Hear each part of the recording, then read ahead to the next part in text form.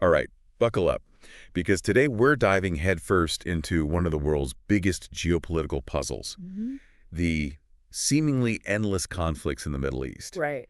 You wanted to understand what's really going on beneath the headlines. Yeah, And let me tell you, it's a story that goes back over a century.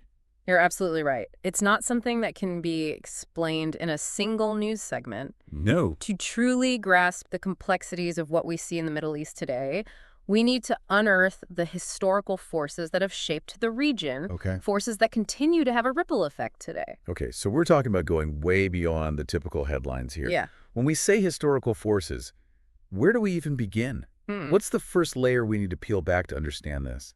Imagine the Middle East over a century ago. Okay. The Ottoman Empire, a vast and powerful force, held sway over much of the region. Right. To keep control over this diverse population, they were incredibly strict about suppressing any hints of nationalism. They had to get... But as the 19th century came to a close, the once mighty Ottoman Empire began to falter. So as the Ottoman Empire weakened, I can imagine that other world powers, sensing an opportunity, started to circle like sharks, right? Precisely, Britain, with its massive empire and a vested interest in maintaining its route to India, saw the writing on the wall. Mm-hmm. They recognized the potential to assert their influence as the Ottoman grip loosened. Yeah. And this is where things start to get really interesting. And by interesting, I mean messy. Okay, this is where it gets really interesting. I can feel it. Yeah. Britain saw a chance to reshape the Middle East in a way that benefited their own interests. Mm-hmm. Tell me more about that. Well, picture this. It's World War I, and the Ottoman Empire has thrown in their lot with Germany. Okay. Britain sees this as their opportunity. Yeah. Two British diplomats, Mark Sykes and Francois-Georges Picot, meet in secret to divide up the spoils of war, Right. should they emerge victorious. Oh, I've heard of the Sykes-Picot Agreement, but honestly, it always seemed like something from a history textbook, Yeah. not something directly related to what we're seeing on the news today. Oh, it's incredibly relevant, unfortunately. Okay, so- See, Sykes and Picot took a map and literally drew lines on it, Really? dividing up the Ottoman territories into spheres of influence for Britain and France. Wow. And here's the kicker. Those lines were drawn with almost no regard for the ethnic and religious groups already living there. Oh, no. For example, the Kurdish people, who had a long history in the region, found themselves divided across multiple new states. Wow. So they were essentially playing a high-stakes game of risk, using real countries and real people as their game pieces. Yeah. They were basically drawing borders based on their own interests, not on the realities on the ground. Exactly. That's mind-blowing. And to make matters worse, those lines drawn back in 1916 weren't just temporary. Oh, no. They became the foundation for the borders of many Middle Eastern countries we know today. Wow. Iraq, Syria, Jordan, Lebanon. Wow. So those hastily drawn lines continue to have a very real and often very tragic legacy. So they were essentially planting the seeds of conflict that would plague the region for generations to come. Yes, But it gets even more complicated, right? it does. Didn't Britain make promises during the war that directly contradicted this whole Sykes-Picot Agreement? You're right, it does get even more complicated. Okay. To rally support against the Ottomans, British officials made conflicting promises. Really? They assured the Arabs independence in exchange for their support in the war effort. Okay. But at the same time, they were making deals with other groups. Oh, no. In 1917, they issued the Balfour Declaration expressing support for a national home for the Jewish people in Palestine. Wow. Can you see how this might create some problems down the road? Okay, absolutely. Yeah. It's like they were trying to be on every side of the chessboard at once. Yeah. But before we get into the fallout from that, I think it's important to understand the impact of another major player in the region, oil. Right. I'm guessing the discovery of oil in the early 20th century didn't exactly help matters. You're right to bring that up. It's a crucial piece of this puzzle. In fact, the discovery of oil in the region added fuel to an already volatile fire, literally. Suddenly, those arbitrarily drawn borders encompassing vast oil reserves became even more significant. Yeah. And control over this precious resource quickly became a major point of contention, both within the region and on the international stage. You know, it seems counterintuitive, Yeah. right? You'd think oil wealth would bring stability, but it so often seems to do the opposite. It's true. Why is that? It's a tragic irony, and you've hit on a crucial point. Yeah. One factor is what's often called the resource curse. When countries have an abundance of a single valuable resource like oil, it can sometimes hinder their development in other areas. Interesting. They might become overly reliant on oil revenue, neglecting things like education, healthcare, and diversification of their economies. Right. This can create all sorts of problems, including corruption and inequality, which, as you can imagine, don't exactly foster peace and stability. That makes a lot of sense. Yeah. It's like they say, money can't buy happiness, Yeah. or in this case, it seems like oil couldn't buy peace. Exactly. And we see this play out time and again throughout history. It's not just an external power grab either. Within these newly formed nations, the uneven distribution of oil wealth often exacerbated existing tensions between different ethnic and religious groups. For instance, in Iraq, the discovery of oil primarily in Kurdish and Shia areas, while the Sunni center remained comparatively less prosperous, only deepened the existing divides. So we have these arbitrarily drawn borders, a history of mistrust and resentment, and then the discovery of oil just throws gasoline on a fire, literally and figuratively. It does seem like a recipe for disaster. Yeah. You mentioned Iraq earlier. Can we zoom in on that as a case study? Sure. How did all these factors collide there? Iraq is a perfect example of how these artificial borders, combined with the complexities of oil wealth, created a powder keg of internal conflict. Remember those lines that Sykes and Picot drew with little regard for the people who actually lived there? Yeah. Well, Iraq ended up cobbled together from 3 former Ottoman provinces, each with distinct populations and a unique history. Okay, I'm starting to see where this is going. Mhm. They basically forced these different groups who may not have wanted to be together in the first place into this new country called Iraq. Right. But who exactly are these groups and why were they so divided? So in the north, you had the Kurds. Okay. They have their own language culture and a long-standing desire for self-determination. Right.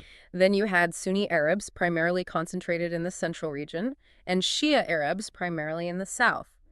Each group with its own distinct identity, history, and set of grievances. So instead of reflecting natural, cultural, or ethnic boundaries, Iraq was this forced amalgamation of very different groups, all suddenly finding themselves under one roof. No wonder it led to problems. Precisely. Imagine being thrust into a new country with people you have little in common, with maybe even a history of conflict, and then adding competition for resources and political power. Yeah. It's a situation ripe for internal strife. It's like they were building a house on a foundation of sand, and then acting surprised when it started to crumble. And this brings us to another group we touched upon earlier that's been deeply impacted by these border decisions, the Kurds. You mentioned that they've never had their own independent state, despite being such a significant ethnic group in the region. Can you tell us more about their story? The Kurds are a perfect example of the lasting consequences of these early 20th century border decisions. After World War I, there was talk of an independent Kurdistan, but it never came to fruition. Instead, they were divided amongst Turkey, Syria, Iraq, and Iran, constantly struggling for basic rights and recognition. So their homeland was essentially carved up, and their hopes for a unified national identity were dashed. It's no wonder the Kurdish question has been a source of conflict for decades. It seems like a classic example of what happens when the desire for self-determination clashes with the realities of geopolitical power plays. It is a tragic story, and unfortunately not an isolated one. There are many groups in the region with legitimate grievances stemming from those early border decisions. But let's shift gears for a moment and talk about another pivotal event that continues to cast a long shadow over the Middle East today: the creation of Israel. Ah, yes, the Arab-Israeli conflict. Yeah. It's impossible to talk about the Middle East without addressing this issue. Mm. But how did the events of 1948, the creation of Israel, contribute to the turmoil we see today? The creation of Israel is a complex and sensitive topic freighted with history. Following the Holocaust, there was immense international pressure to establish a Jewish state. Right. However, the way it unfolded led to the displacement of hundreds of thousands of Palestinians from their homes during the ensuing conflict. They refer to this as the Nakba, or catastrophe. Right. I can't imagine what that must have been like, a whole people displaced from their homes. You mentioned this happened during the war that followed Israel's declaration of independence, right? Right. That seems like a crucial piece of the puzzle to understand who was fighting in this war and what were they fighting over. It was a war between the newly declared State of Israel and its Arab neighbors, Egypt, Syria, Jordan, and Iraq. At the heart of the conflict was the very land that Israel was established on, land that Palestinians also claimed as their own. The war ended in 1949 with Israel's victory and the displacement of a large Palestinian population. It's heartbreaking to think about the human cost of that conflict. Yeah. And of course, those displaced Palestinians and their descendants have never forgotten what happened. It's a wound that continues to fester even today. Hmm. But how did this war with Israel emerging victorious shape the future of the region? What happened in the aftermath of that conflict? You're right, the 1948 war cast a long shadow. It didn't resolve the underlying issues and instead led to decades of further conflict and instability. Right.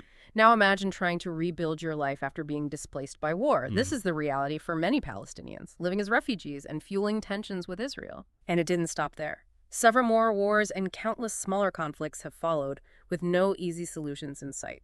It sounds like the creation of Israel, while a pivotal moment for the Jewish people, added yet another layer of complexity to an already volatile region. Hmm. You mentioned earlier that the latter half of the 20th century brought about a new wave of change with the rise and fall of different ideologies. Hmm. Where does this fit into our story? It's all interconnected. Following World War II, a new political force emerged in the region, secular Arab nationalism. Oh, yeah. This movement aimed to unify Arab countries under a shared identity and oppose Western influence in the region. Oh, yeah. I remember learning about this in history class. Wasn't Gamal Abdel Nasser of Egypt a key figure in this movement? Absolutely. Nasser became a symbol of pan-Arabism. He was immensely popular even outside of Egypt and challenged the existing order both regionally and internationally. Wow. One of his defining acts was nationalizing the Suez Canal, which had been under British and French control. This bold move, while sparking another international crisis, made him a hero in the eyes of many across the Arab world. He sounds like he was a charismatic leader, almost like a rock star of the Arab world. He was very popular. But you said that Pan-Arabism ultimately failed to achieve its grand vision of a unified Arab state. Why was that? You're right. Despite some initial successes and widespread enthusiasm, pan-Arabism faced significant hurdles. Internal divisions between Arab states, fueled by those very same arbitrarily drawn borders and competing national interests we talked about, hampered any real unity. Yeah. Some Arab leaders also adopted authoritarian tendencies, which created internal dissent and instability. Right. And of course, we can't forget the influence of external powers like the US and the Soviet Union, who often had their own agendas in the region and weren't afraid to interfere. So even with this charismatic leader and a powerful unifying idea, the deeply rooted issues of the region, the artificial borders, the thirst for power, external influence, they all conspired to undermine this dream of a unified Arab state. Unfortunately, yes. So what happened next? Well, as you can imagine, the failure of this secular unifying movement left a void. This, coupled with continued frustrations over the unresolved Palestinian issue and ongoing Western influence in the region, created an opening for a new force. Islamist movements. Groups like Al-Qaeda and later ISIS gained traction, exploiting these grievances and offering an alternative, albeit a much more radical and violent one. Okay, this is where things get even more complex and frankly scary. Mhm. How did these groups view the situation in the Middle East, and what were their goals? They rejected the entire system, seeing those Western-imposed borders we talked about as completely illegitimate, a legacy of colonialism that needed to be dismantled.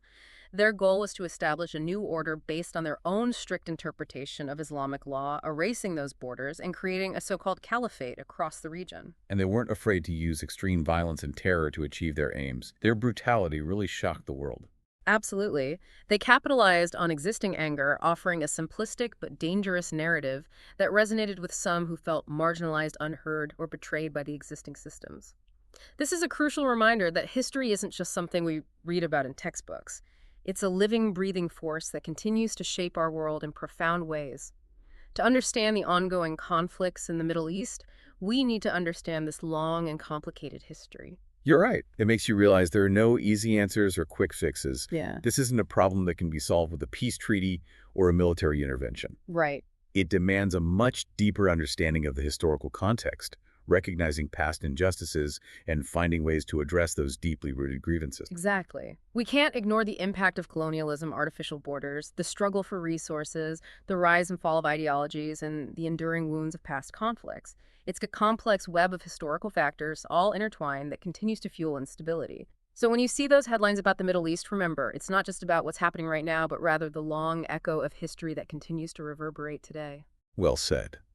So to you, our listener, we may not have provided you with easy answers today, but hopefully this deep dive has given you a new perspective on the complexities of the Middle East. Remember, next time you see a headline about the region, don't just focus on the what, but ask yourself why. And chances are that answer is found somewhere in the echoes of history. And that's a question worth pondering, isn't it? How can we learn from this history to build a more peaceful and just future for the Middle East? That's the challenge, and it's one we all need to grapple with.